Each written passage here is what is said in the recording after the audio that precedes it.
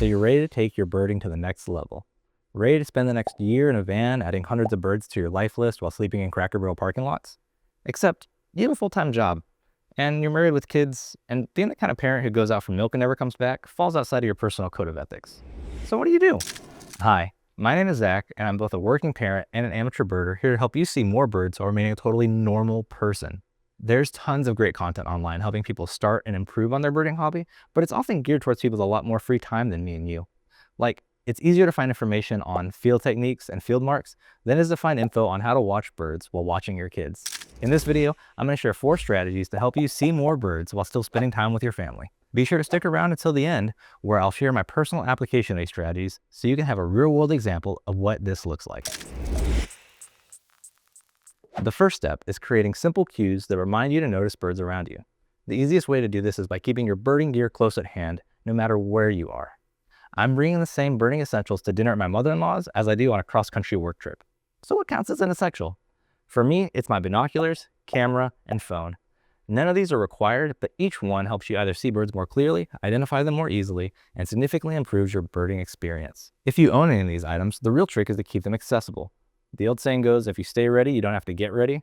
So when you get home from birding, set your binoculars near a window where you often watch birds. When you get ready to leave for work, place them in an easy access spot in your bag or briefcase. If bird photography is part of your hobby, think about whether your camera setup can live in a sling bag for quick access. And since your phone is always with you, make sure that Merlin and eBird are front and center on your home screen.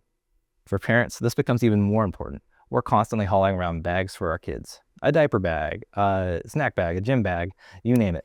Offering yourself the same courtesy by keeping your binoculars on you means you'll catch more birds in those in-between moments during the shuttling and waiting that fills a family's day. Because let's be honest, binoculars, books, cameras, they all make terrible paperweights. They don't help you at all when they're buried in a closet or forgotten in the trunk of your car. How many times has your partner asked, "What bird is that?" But you can't see it well enough to make out any of the field marks. I'm not saying hang your binoculars around your neck 24/7, but giving them a consistent, easy to reach spot at home or in your bag creates a natural reminder to pause, look up, and see what's out there. The next step is to build a rhythm of actually going out and birding, which is easier said than done. Tell me if this sounds familiar. You're in bed after a long day of work and you're tired, but maybe you're also feeling a bit unfulfilled. It's too late to go birding, so you make up your mind that you're going to get up in the morning and hit the dawn chorus before the rest of your family's up. But then the alarm goes off and you hit snooze. The next thing you know, you're rushing to get ready, dress, feed the kids for school. Then by the time you're at work and the reality of the day sets in, you've given up on your dream to bird entirely. My point here is that motivation and inspiration fade, so we need to train ourselves to go out and see birds.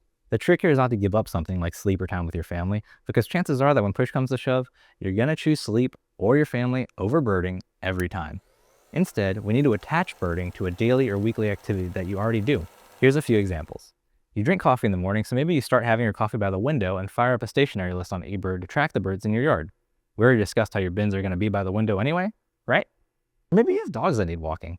You're going to be outside anyway, so why not use that time to be intentional about birding and start a traveling list? Again, we've already established that you should be bringing your binoculars anyway. Daily habits obviously don't work for everyone, but maybe you visit the same location every week at the same time, like the grocery store or church. Find the nearest park, playground, or trail to that location and commit to visiting it either before or after you do your weekly errand. Eventually, it's kind of like you Pavlov dogged yourself to where every time you start that activity that you have to do, you get excited about the opportunity to go birding.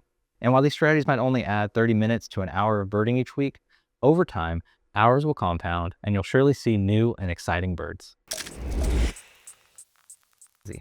You can do everything I've talked about and still bail on your intentions to bird. That's because actually being outside on the trail with a working knowledge of the birds you can expect to see has a lot of friction points. Here's a few tips to make things easier.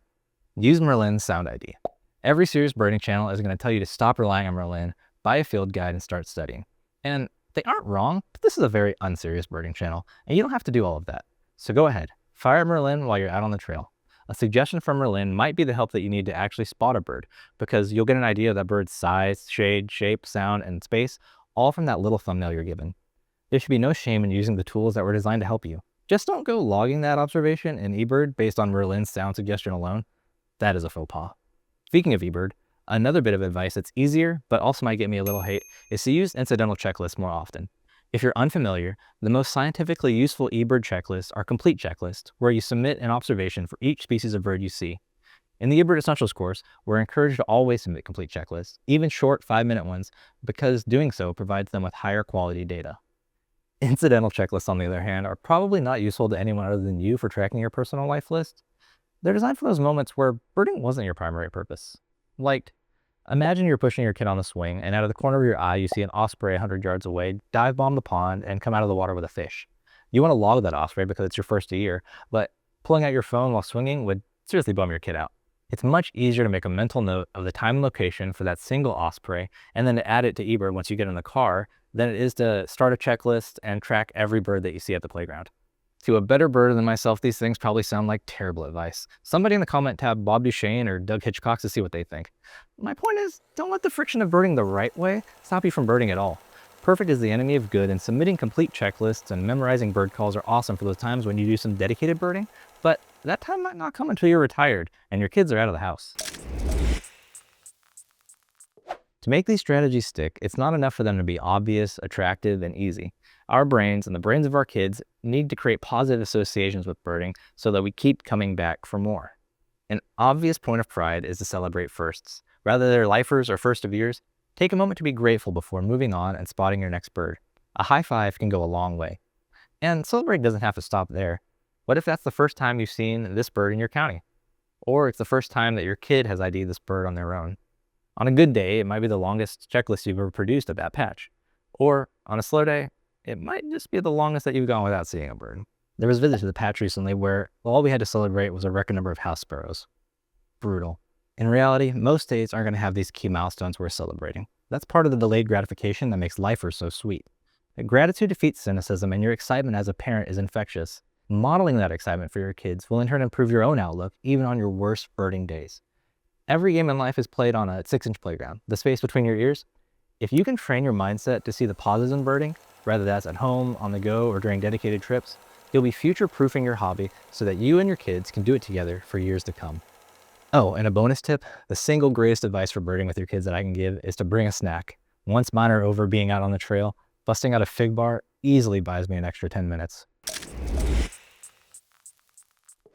If you haven't picked up on it by now, much of this video is based on James Clear's Atomic Habits. If you're too busy to read, I suggest renting the audiobook to find out how to apply these principles to other areas of your life. I'm definitely neither the best birder or best dad in the world. I'm just a regular person bound by the commitments, finances, and geography that I've chosen to build my life around, and birding is a hobby that I get to do after and in between all of those things. So here's what this looks like for me. At home, our main birdwatching window is in our bedroom, so that means that my binoculars and camera typically live on my dresser. When we're on the go, at most I'll bring my entire camera sling, with my camera, my binoculars, a mini field guide, and some snacks, but I'm not bringing that everywhere. Depending on the air and the time of day, I might just bring my binoculars. I'll only bring my camera if I know that there's going to be good light and that we're going to be somewhere with decent bird activity. On a weekly basis, we take the kids to the library, and our library just so happens to have a pond and walking trail attached to it. So whenever we go, we'll spend about 20 to 30 minutes on the trail and 20 to 30 minutes inside the library doing children's library activities. Finally, we'll go on a dedicated birding trip about once a month. And I know you might be thinking that you'll never make any progress birding at this pace. That's why I push my goal of being a good birder out like 20 years from now. We live in a world where we're being sold the idea that we can lock in and master anything in a matter of months. But I don't think that's how a hobby should be. To me, birding is like good music or a good meal, where the pleasure is found in doing the activity, not by completing it. If that resonates with you, please subscribe to the channel where you can follow along with my birding journey in these long-form videos and get a quick hit of birding humor in the shorts that I post. In the comments below, let me know if you have any tips that I didn't cover in this video. I'm still learning too, and I would love to learn from you.